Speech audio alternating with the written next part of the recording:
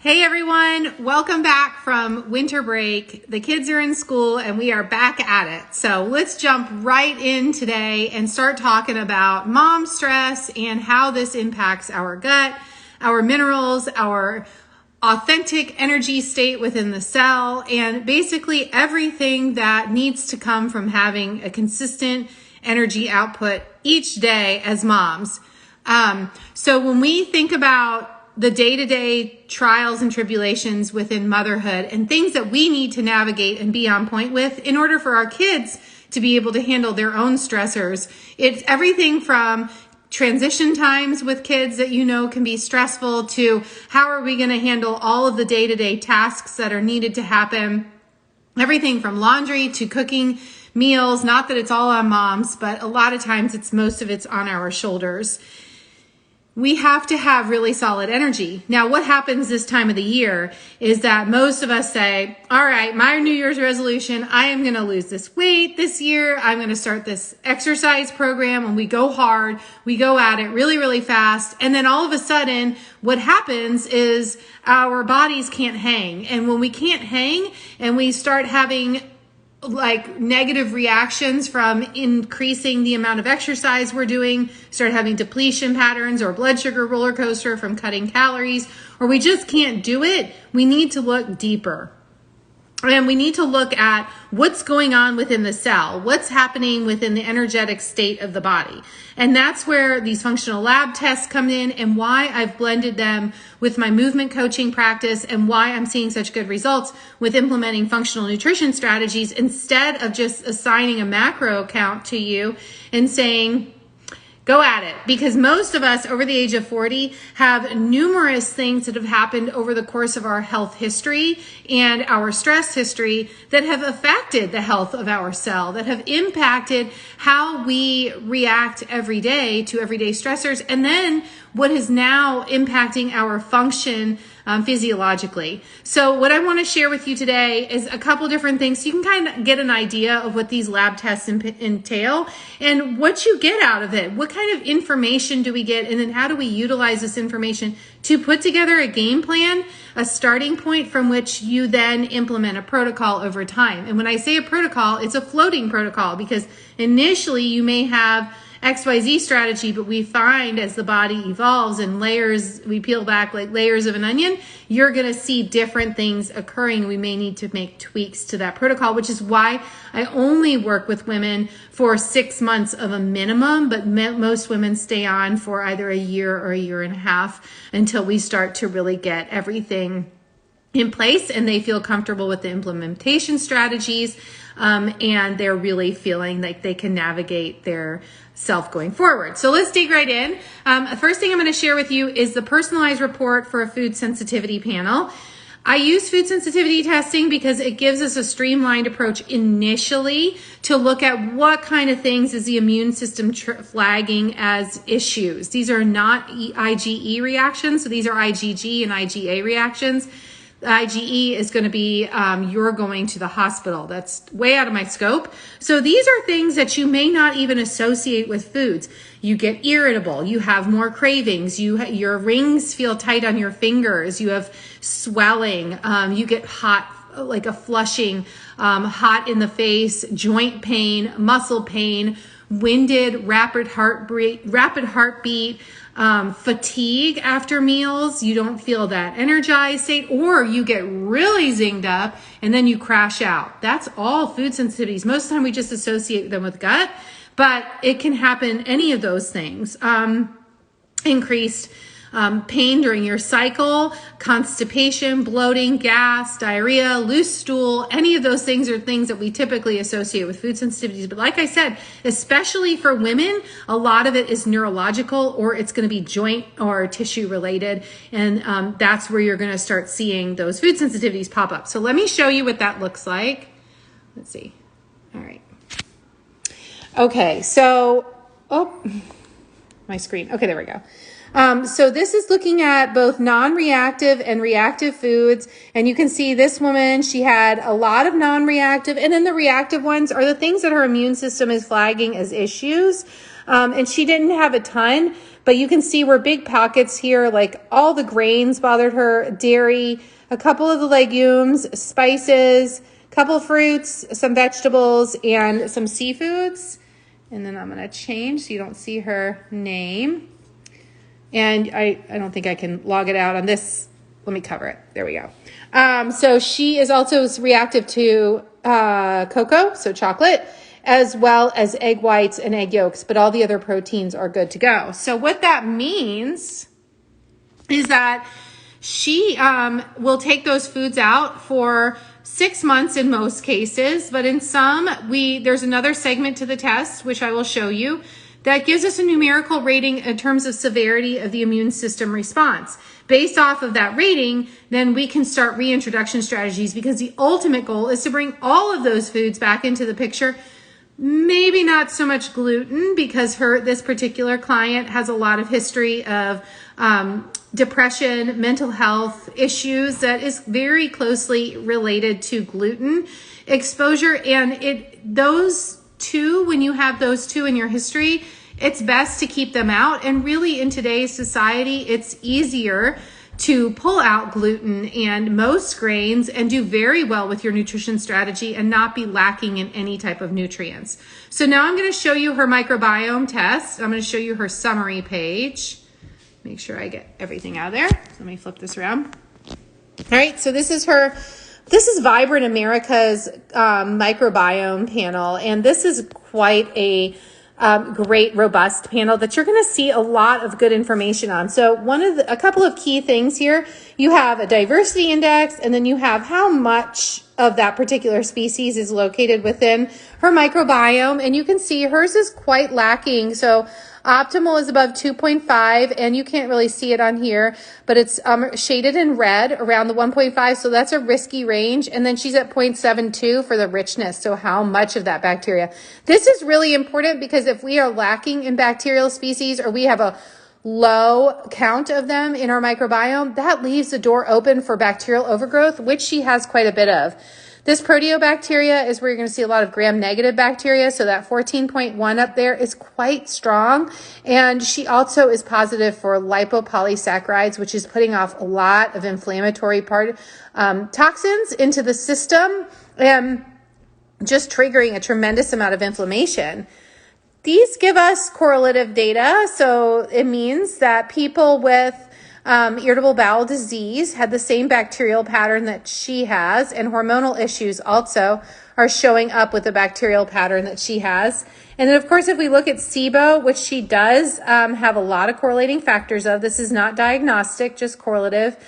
She has a lot going on within the gut, and then a lot going on within the liver. Now, when we look at what do we do with this information, I'm going to show you a little bit more here. It gives us information on how do we even begin to formulate a protocol, because many times we can purchase gut health products, or we can purchase different probiotics, and we're like, this is going to be really supportive of my gut, but we don't know exactly which ones we need. And we may be taking things that we don't need, or taking too much of something, or even eliminating things that we don't need to.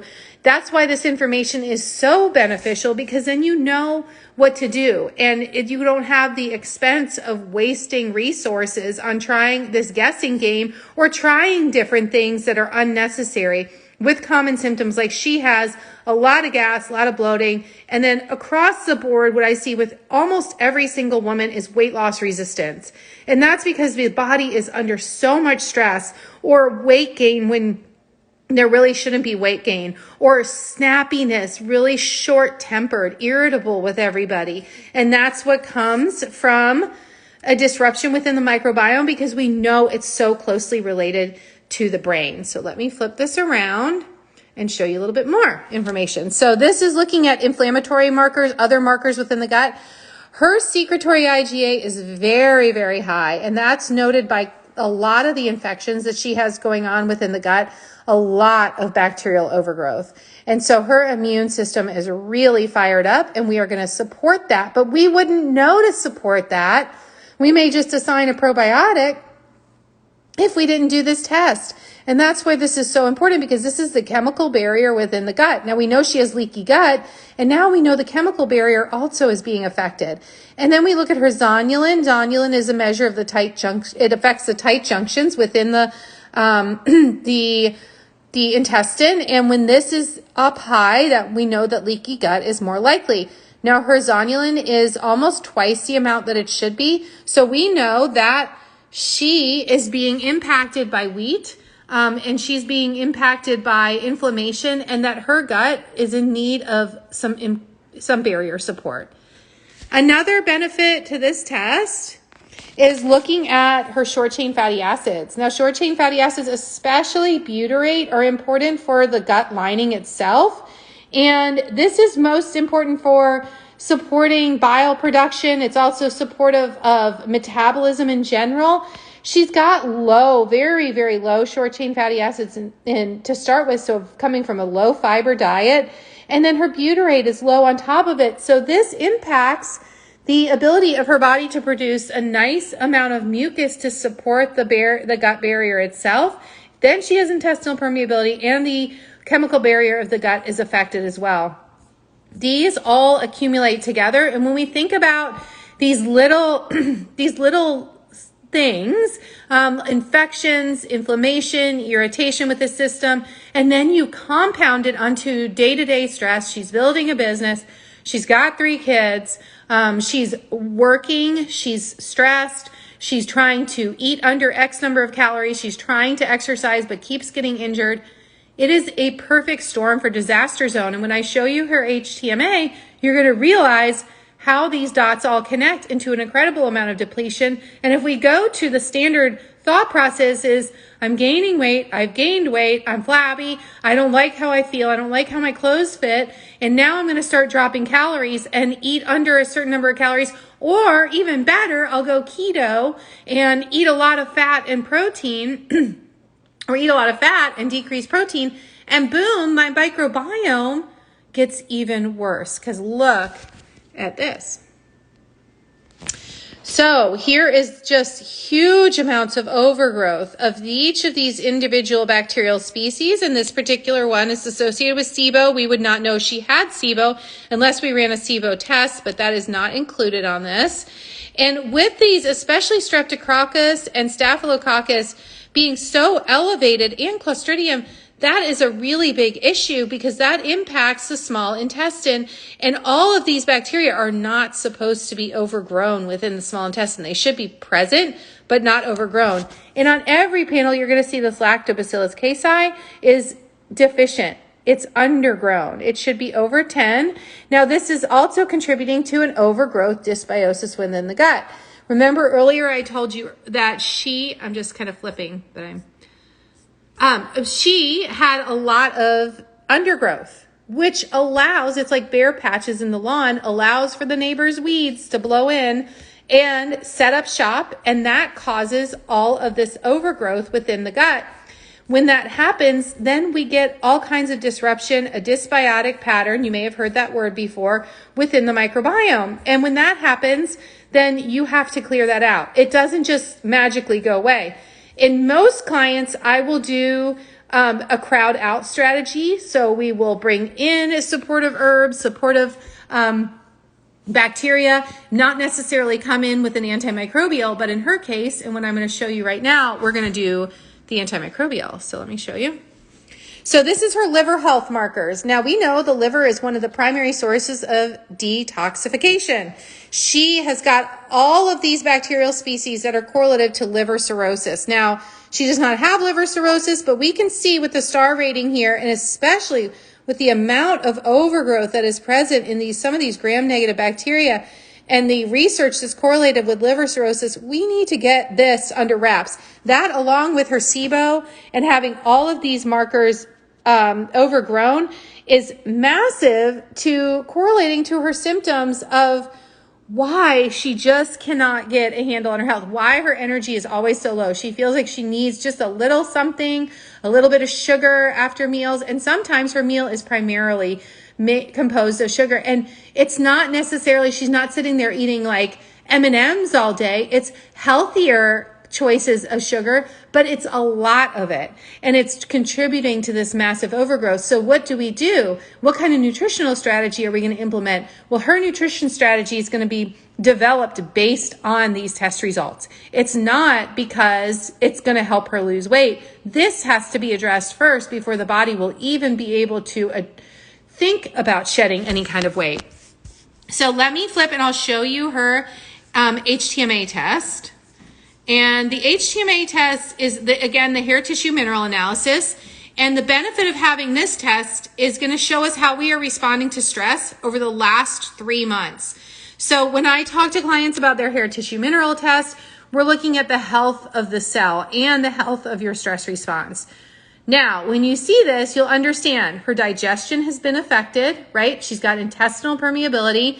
She's got a lot of food sensitivities to foods like vanilla. We should not be sensitive to vanilla. There's no reason to that. The reason is because of the intestinal permeability, and it's allowing the immune system to attack these foods that should not be irritating to our system at all. She's under a tremendous amount of stress, both real and perceived. 3 kids is real stress, but then you compound it with the gut being out of balance. That affects the brain, that affects the stress response, and that impacts our perceived stress. So that makes the perceived stress go up. When the perceived stress goes up, the body reacts even stronger. It puts in a higher demand on mineral needs, and that impacts the gut. It all goes together. Now, what if also, before I show you this test, what if she not only went on that keto diet that she was thinking about doing, but she also started doing the 75 hard that she was thinking about doing, or joining the CrossFit gym with her neighbor? What if she implemented these strategies on top of a dysbiotic, remember, imbalance? She had a lot of overgrowth in the microbiome, and she had undergrowth of species, so she had both. And then she had nutritional deficiencies, which we're about to see. Perfect storm. Hole dug deeper. Lots and lots of issues to come. It doesn't mean that we should be paralyzed and not start somewhere, but when we start from these extremes, the body does not respond well. So let me show you now her HTMA. All right, so this is looking at the hair tissue mineral analysis, and remembering, we won't go through the whole test, but all of the minerals work together.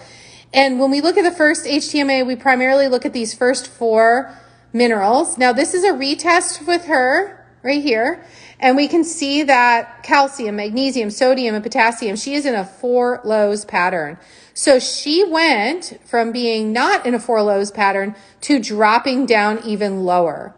And that's because sometimes when the body goes through healing stages, it goes through a lot of stress. And when it does so, that's when we start to see more deficiency patterns being showing up. So especially with her potassium here, potassium is at a 1. Sodium is very low, which will impact stomach acid production. 2.5 on magnesium, extremely low magnesium. Remember, magnesium is a catalyst for over 3,000 different reactions within the body. We need magnesium from everything from thyroid conversion to supporting the stress response. And then calcium, very, very important for blood sugar stability, as well as the obvious bones and teeth. She's in a 4 lows, completely depleted pattern. I can't show you the her metabolic state at the top because it's right next to her name, but she's in a fast 4. So she's in a fast metabolic state. Let me just show you my chair for a minute while I flip pages. But you can see that this is her adrenal ratio, and her adrenal ratio is at 1.79, which is actual improvement. Before she was at a 0.47. Guys, exhausted, really, really tired. And then her calcium to potassium, she's also got very slow thyroid, and then her blood sugar is being affected. She's having some hyperglycemia, which goes along with all of the food sensitivities and the dysbiosis within the microbiome. Her calcium to phosphorus here, this is showing a very fast state, so the body is completely out of balance. And again, mineral depletion. So what if, again, she went standard convention, followed the Instagram influencer, followed the macro plan, went through a ketogenic strategy? It would not be good. So when we look at this, and I look at a mom coming in and I say, Your goal is improved body composition. Your goal is consistent energy, so you're not pissed off every time the kids come home and they're losing their noodles, and then you lose your noodles, and then they don't understand how to regulate themselves. And you can't cook healthy meals for everybody, including yourself, because you're exhausted all the time. You try to exercise and you're getting injured. You're exhausted all day, but then when it's time to lay down at night, wide awake. And your bowel movements are all off. You're having a bowel movement every 1 to 3 days. That is not okay. There is something off. What we don't want to do is start band-aiding symptoms and come in there with an adrenal supplement, a thyroid supplement, start loading up on probiotics and doing all these things when we don't even know if that's helping. Start loading up on magnesium, take a bunch of zinc for immune support. You're going to throw off your minerals, right? You got to start with what's going on inside, and then understand that this is not going to be a short process for her. In a 4 lows, this is looking at a year. But understanding that the process is leading to an outcome, right? And all the things that we're doing now, the strategies that we're implementing now, the little habits, the day in and day out habits to support the stress response, to support your nutrition, may take you longer than a year. It may take you longer, but you're going to be building to something even greater that's going to last a lifetime, instead of just looking at the scale change over a course of 3 months. And it's hard because when we look at Instagram and you see before and after pictures in like 2 or 3 months time. In fact, I did one with a client who she dropped 30 pounds very, very quickly, but I pulled it down because it's not the typical outcome. A lot of women will gain weight, especially if you're coming from undernutrition for a long time and you have to reverse diet out of it. The most important thing is, if you're looking for a lifetime of healing, if you're looking at wanting to be a very, very, I can't think of the word, very energetic, vital, older adult, which I plan to be, and out hiking and biking and skiing and doing all the things I love as an older adult, and not be beholden to doctor's offices and medications and not have to use Miralax to go to the bathroom. And who wants to be like that? And I'm telling you, that's where we are headed in our society, especially with moms who are in such a stressful position now with this pandemic. We have to do this work.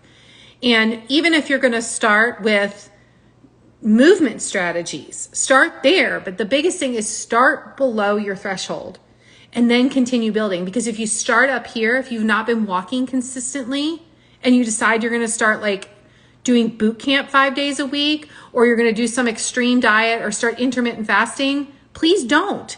Because it's very likely that you're already in a depleted state. Your energy systems are already all out of whack. And if you're gaining weight and you're eating 1,100 calories per day, even 1,500 calories per day as a grown woman, your metabolism has been severely affected.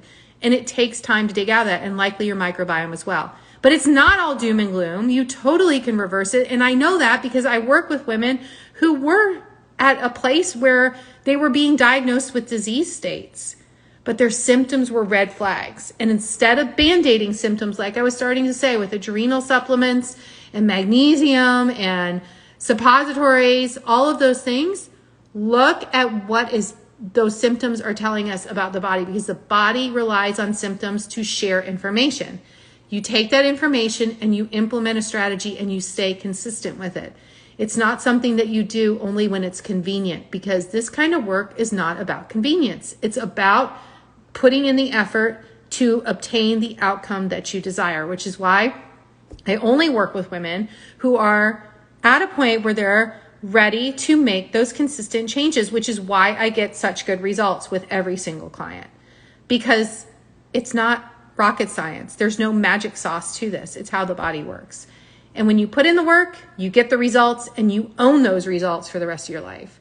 So I hope this was helpful to you, and you can kind of get a better idea of when I post these exercise videos, like this morning's video series, and I've got another companion to it coming out tomorrow, that you see the whys behind it and why that you need to be able to push with exercise, but you have to earn the right to push.